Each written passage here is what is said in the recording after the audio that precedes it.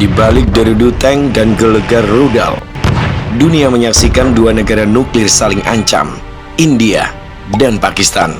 Dua kekuatan raksasa yang sejak 1947 seolah ditakdirkan bermusuhan. Tapi apa jadinya jika semua itu ternyata hanyalah pertunjukan? Bagaimana jika ada tangan-tangan gelap yang mengatur kapan perang dimulai dan kapan harus berhenti? Dan bagaimana jika setiap bom yang meledak bukan karena benci, tapi karena strategi? Timeless Storia akan mengajakmu masuk ke dalam dunia yang tak terlihat. Dunia di mana perang bukan sekedar konflik, tapi alat untuk mengontrol dan menguntungkan yang tak pernah terlihat di medan perang.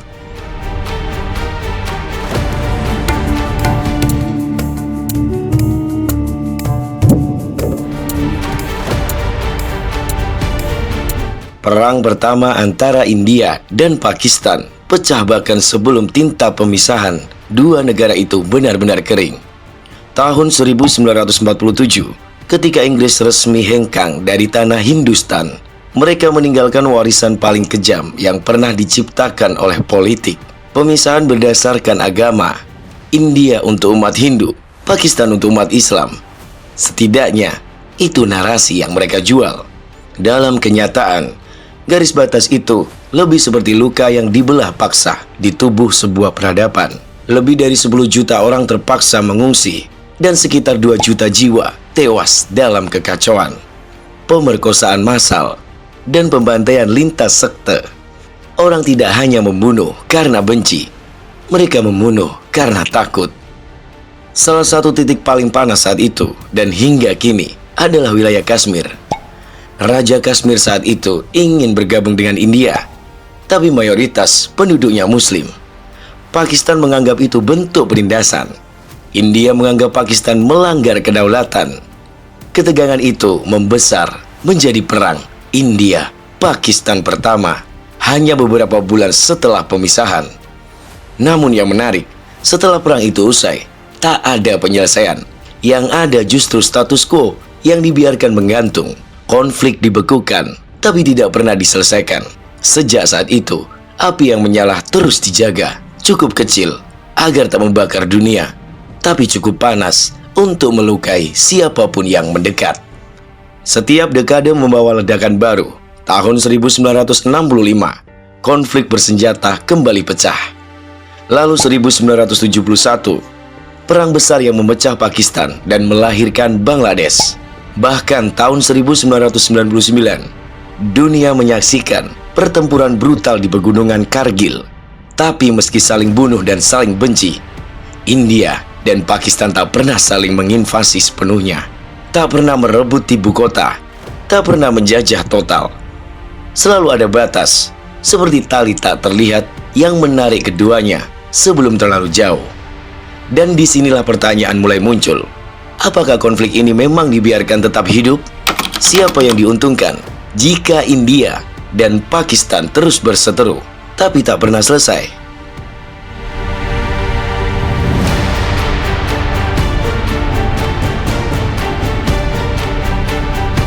Sejak awal Perang Dingin, ada dua kekuatan intelijen besar yang perlahan membenamkan jarinya ke dalam lumpur konflik Asia Selatan. CIA dan Mossad. Keduanya bukan sekedar pengamat, mereka pemain. Pemain yang tidak butuh pengakuan, hanya butuh kendali. CIA, dalam misi globalnya, menahan pengaruh Soviet, melihat Pakistan sebagai sekutu strategis. Sejak tahun 1950-an, hubungan militer antara Washington dan Islamabad dibangun pelan-pelan, tapi dalam. Melalui bantuan ekonomi dan pelatihan militer, Amerika menyusup ke jantung sistem keamanan Pakistan. Tapi CIA bukan hanya memberi, mereka juga menanam. Tanam informasi, tanam pengaruh, tanam pengawasan. Sementara itu, India yang cenderung dekat dengan Rusia menjadi target pengendalian lain.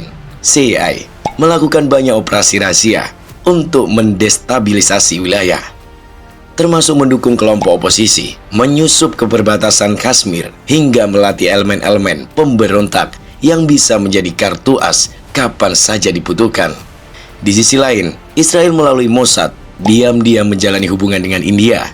Keduanya memiliki kepentingan bersama, menghadapi musuh-musuh Islamis radikal dan menahan laju pengaruh Iran serta Pakistan. Sejak akhir 1960-an, hubungan intelijen India dan Israel berkembang dalam bayang-bayang. Mossad memberi India data satelit, pelatihan anti-teror, bahkan sistem pemantauan elektronik canggih. Bersama-sama, CIA dan Mossad menjadikan Asia Selatan sebagai papan catur global. Tapi catur ini bukan dimainkan di ruang diplomasi. Catur ini dimainkan di lereng pegunungan Kargil, di gang sempit Mumbai, di perbatasan Kashmir yang selalu menegang, dan yang digerakkan bukan pion biasa, tapi ribuan nyawa manusia. Lalu, siapa yang mereka lawan? Bukan hanya kelompok teroris, tapi juga satu kekuatan gelap lainnya, ISI. Dinas intelijen Pakistan ini bukan pemain baru. Mereka tahu permainan ini, dan mereka tak ragu untuk menciptakan permainan baru jika perlu.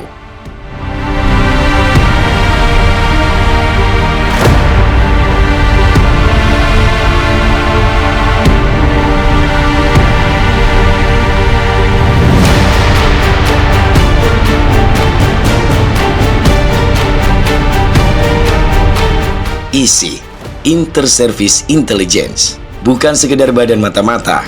Mereka adalah bayangan yang hidup dalam setiap konflik yang melibatkan Pakistan. Lahir dari militer, tumbuh dalam kekacauan, dan diberi nafas oleh ambisi nasionalisme. ISI belajar sejak awal bahwa informasi adalah senjata yang lebih tajam dari peluru. Dalam perang Afghanistan pada tahun 1980-an, ISI menjadi tangan kanan CIA dalam mempersenjatai mujahidin.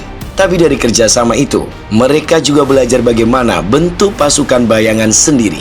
Kelompok seperti Taliban, Lashkar-e-Taiba, hingga jaringan Haqqani, semuanya pernah disentuh oleh jari-jari ISI, baik secara langsung maupun lewat jalur tak resmi.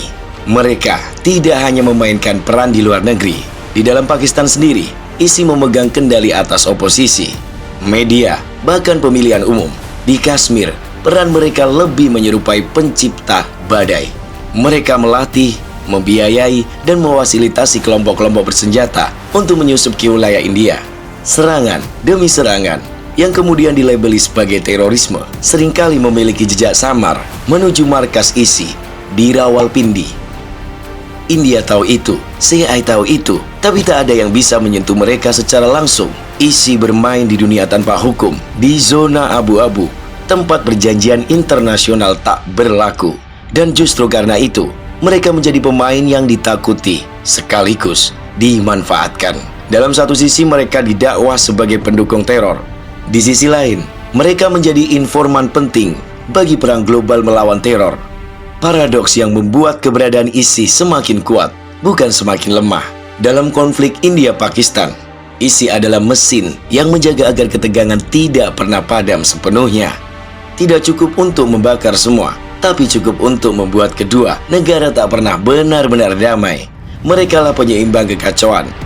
Namun, yang mengerikan adalah ini, ketika CIA, Mossad, dan ISI bermain di papan yang sama. Siapa yang benar-benar tahu siapa lawan dan siapa kawan?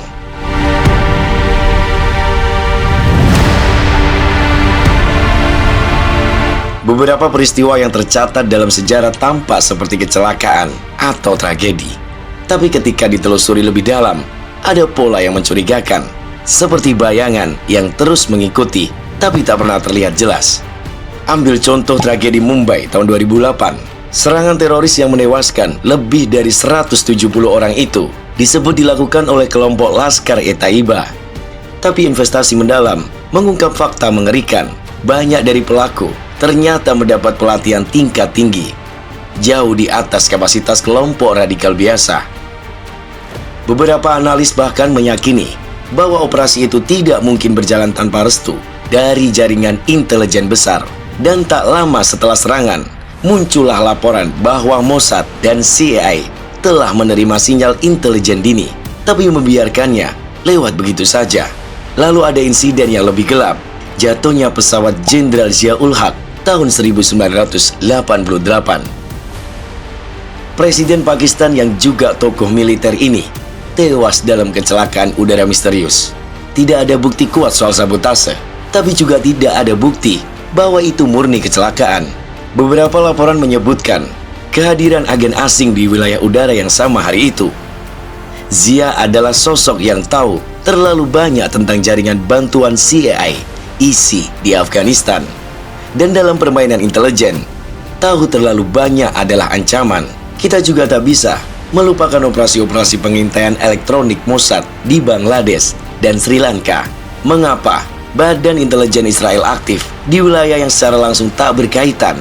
Karena Asia Selatan bukan cuma medan tempur, tapi sumber data, titik kendali, dan jalur infiltrasi. Bahkan laporan rahasia CIA yang bocor melalui Wikileaks menyebutkan bahwa kawasan ini adalah zona kontrol lintas blok. Artinya, siapapun yang memegang kendali informasi di sini bisa mengatur arah kekuasaan politik seluruh Asia. Peristiwa-peristiwa ini bukanlah potongan acak. Mereka adalah fragmen dari satu lukisan besar. Konflik yang dijaga tetap hidup, bahkan untuk kemenangan, tapi untuk keseimbangan. Keseimbangan yang tidak adil, keseimbangan yang menguntungkan mereka yang tak pernah tampil di berita utama, tapi selalu duduk di balik layar.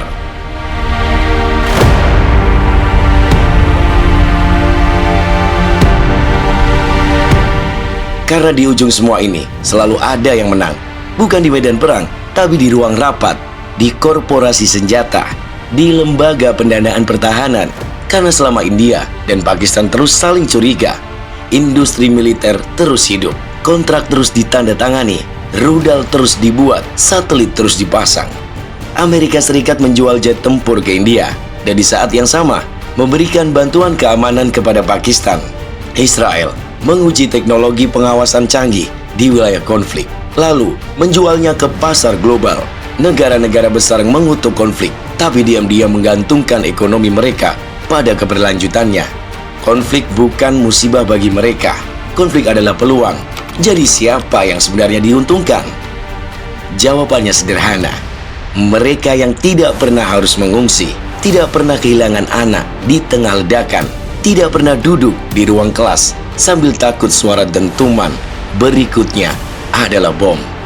Mereka yang jauh dari medan tempur, tapi selalu dekat dari tombol keputusan. Dan kita yang menonton semua ini, apa peran kita? Apakah kita hanya akan terus menyaksikan konflik seperti serial tak berujung? Atau mulai mempertanyakan, siapa sebenarnya yang menulis naskahnya? Karena jika sejarah adalah panggung, dan perang adalah sandiwara, maka aktor sejatinya mungkin tak pernah muncul di layar. Hanya suara-suara yang mengatur dari balik tirai. Dan mungkin pertanyaan terbesar bukan lagi tentang siapa menang, tapi siapa yang membuat kita percaya bahwa perang itu perlu, sampai konflik ini berhenti jadi bisnis, sampai darah tak lagi jadi komoditas. Sampai saat itulah mungkin dunia bisa benar-benar damai. Tapi selama dalangnya masih ada, perang akan terus dipentaskan.